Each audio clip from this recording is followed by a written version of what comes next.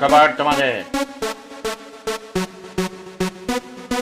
এখানে আজ গত 2-1 দিন ধরে তীব্র শীত, এমন শীত যে শীতের তোদনে আমরা বেড়াতে পারছি না।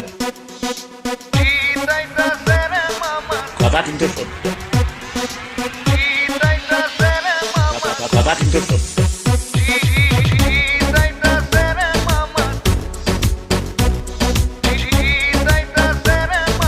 Ladies and gentlemen, হুনো শীত আইতাছে রে মামা, শীত আইতাছে, শীতের ঠেলায় খালি কাঠ হুদাই কাঁপতাছে।